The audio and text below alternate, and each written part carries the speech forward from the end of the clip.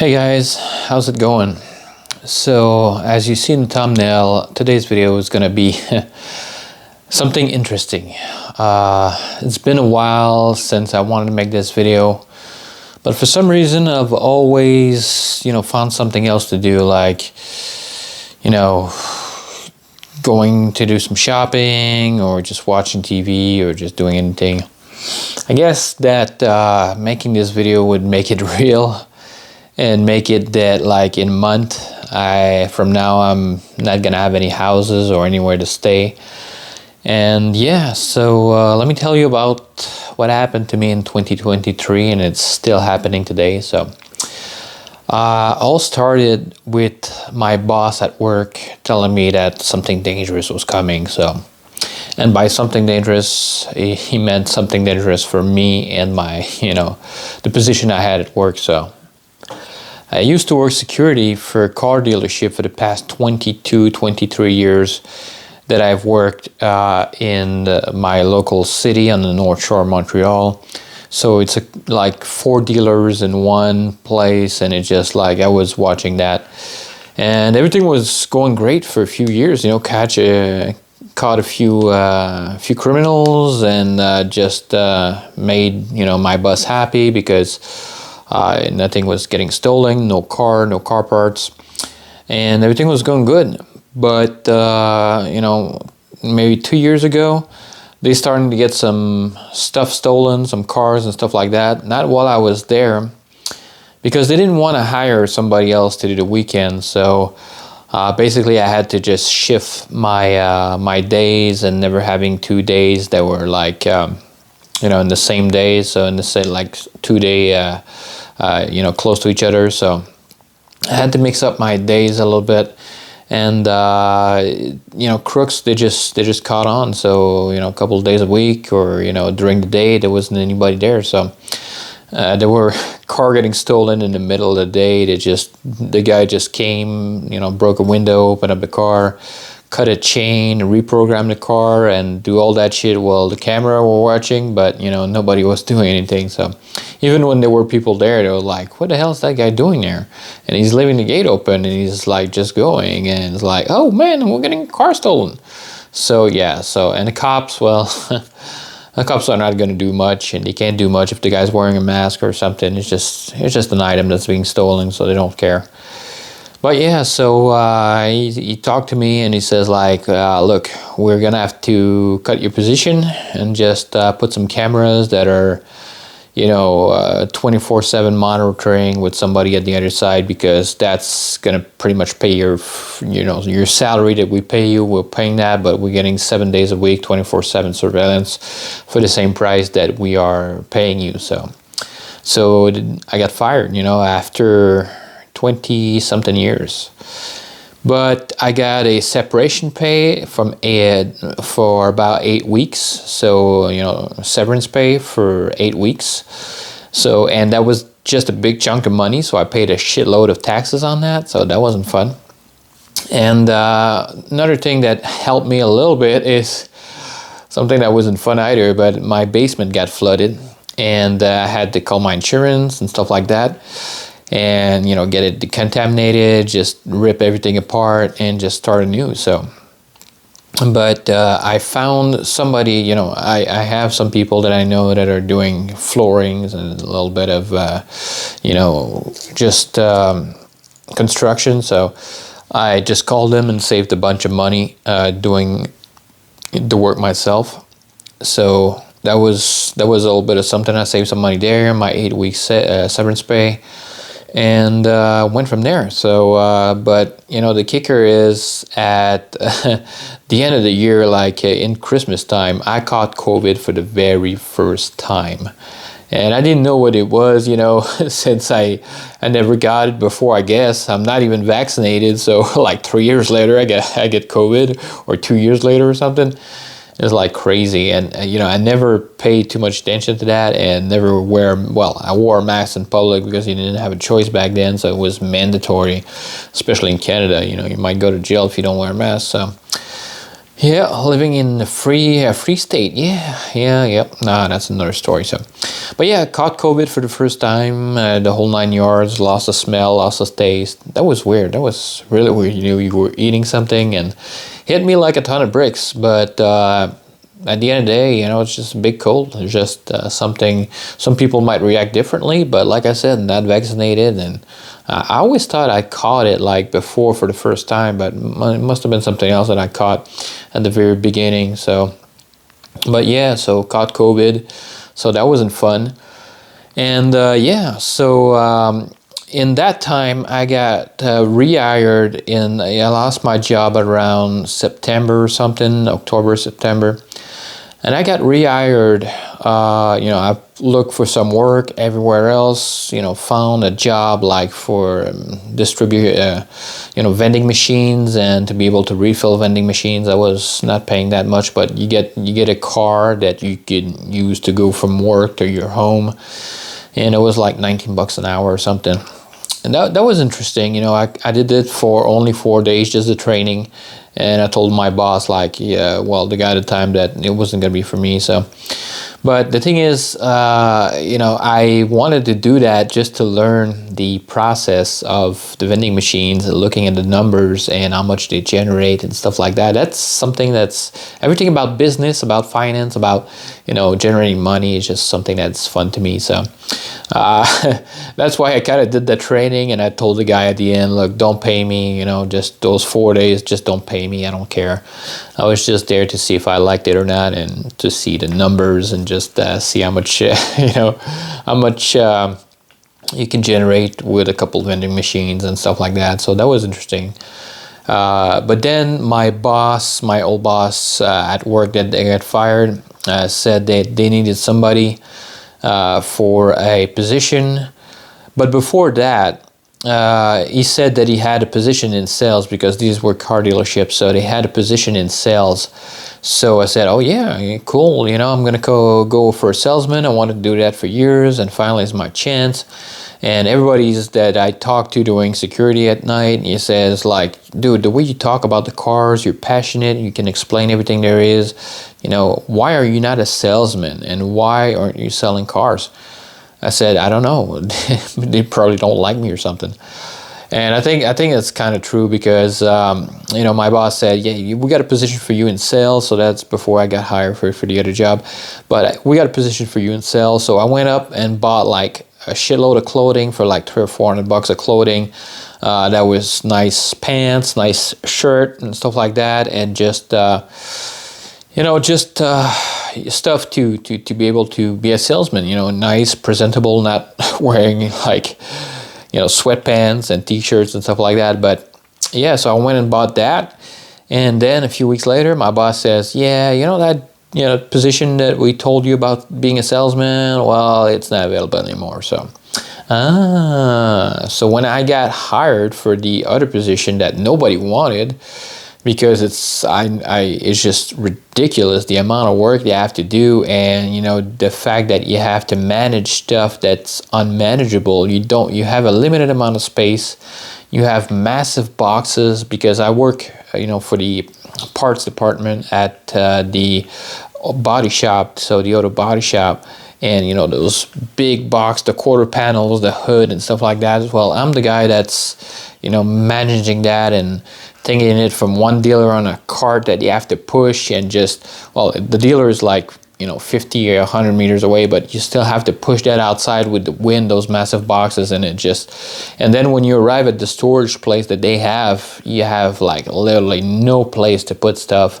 Even today, like in the summertime, you have no place to put stuff, even though there's a shitload less accident.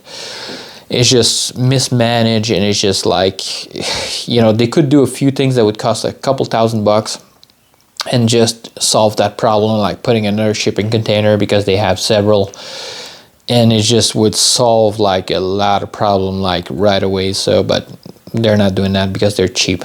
See, they want to save on security by putting cameras. So, but yeah, so I got hired to do this job that I hate. I really hate it. And some of the people that I work with, not everybody, that some of them are really cool. And some of them are quirky, but there's a couple of people in there that are just nasty and just, a pain to work with, always hangry,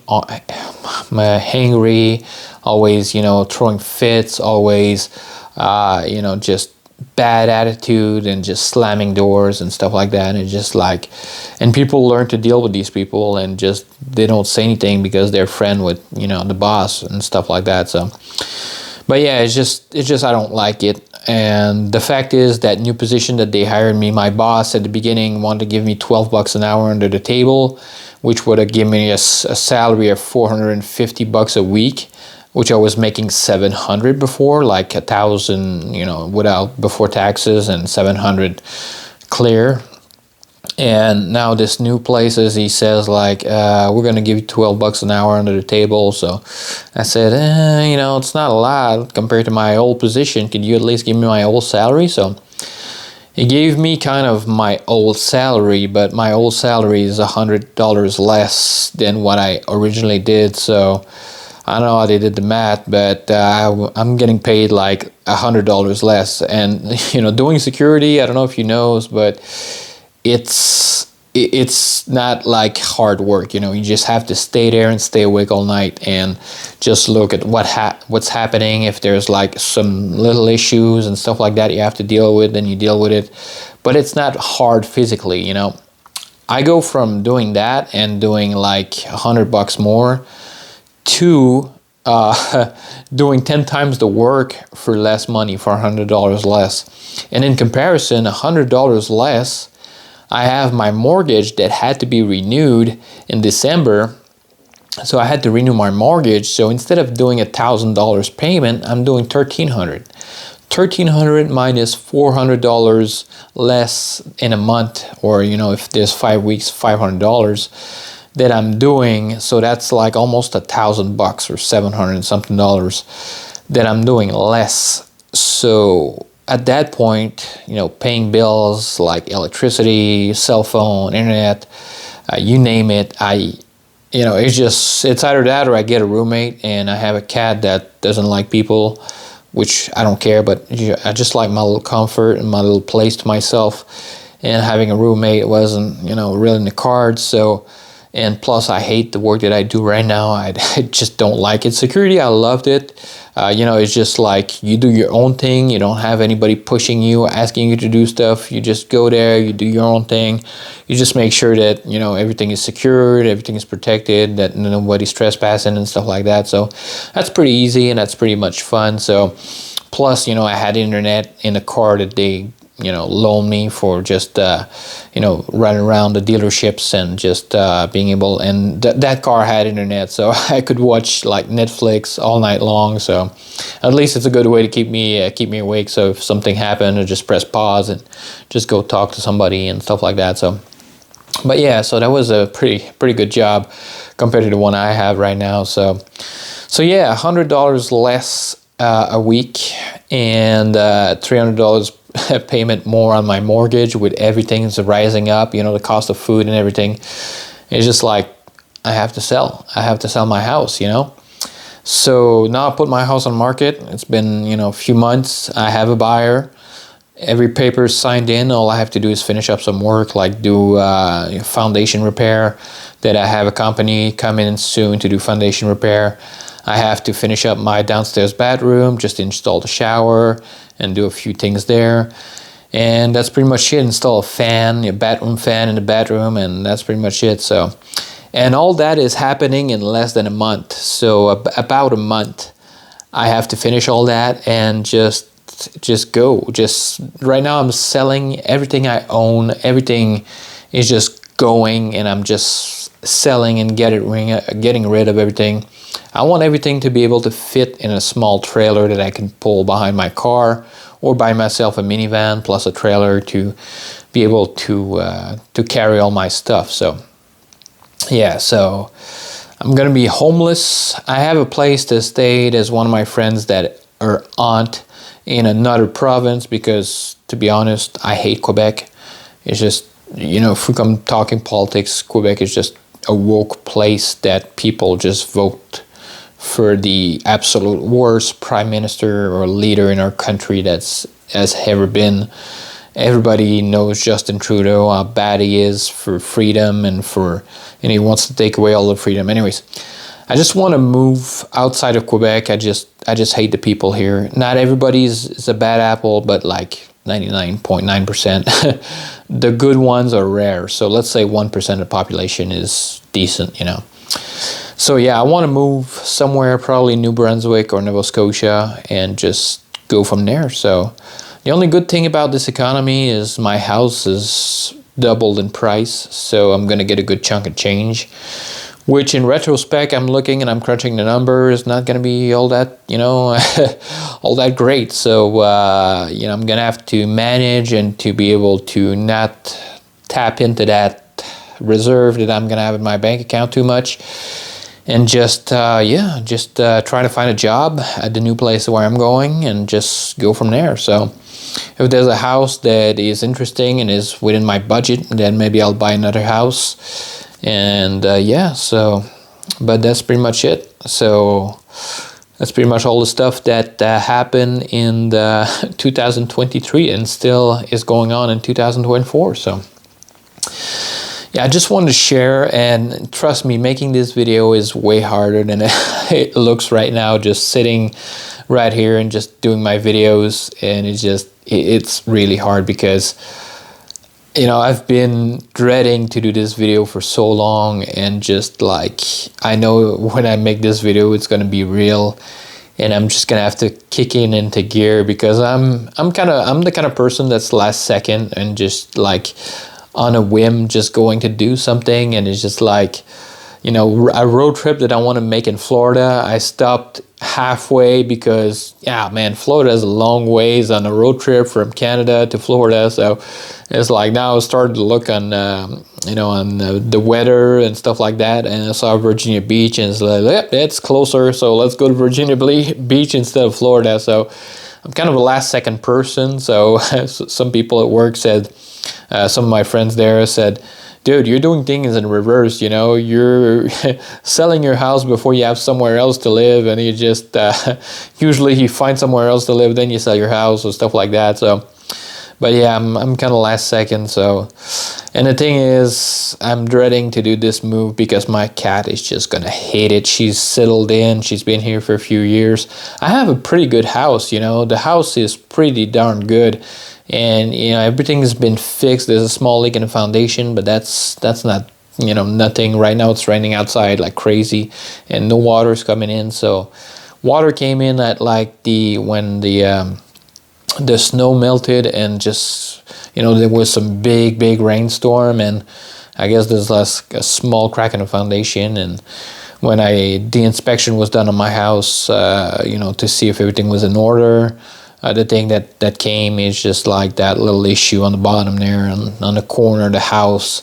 There's a small little bit of water, and it's like just a dab inside the, you know, the inside trim on the corner. So just a little, you could see like there's something that drank a little bit of water there. So yeah, guys, so this is my story and what happened to me the worst day of my life in the worst year of my life, 2023. Yeah. So I don't think I got anything worse than that. I broke my collarbone a few years ago, and I'm still, you know, feeling the effects of it. But still, that's nothing compared to, you know, the emotional toll that losing your job, you know, getting hired and getting paid less than what you made before, getting offered a position, you know, in the position at work where you really wanted to be in sales for being a salesman, and getting that denied. And it's just like, I thought, you know, people over there were my friends, and, you know, but being passed over like that and just getting paid less afterwards, and hearing some stories of people that are working there that says, oh, I think I'm going to retire in like 2 or 3 years, and getting fired like on the spot because they're talking about retirement. So yeah, so no, I don't want to stay there, and I want to do something else. But one of the things that I've noticed in life is no matter how hard you work for somebody else, you're never going to make as much money as, you know, working for yourself. And no matter how hard you work for somebody else, and I used to come in on the weekends, and even when it wasn't my shift, and because there was a call and hey, so something's happening at work, so I get in my car, since I don't I don't live too far from work. I just hop in my car, go in on the weekend, just go see what's happening.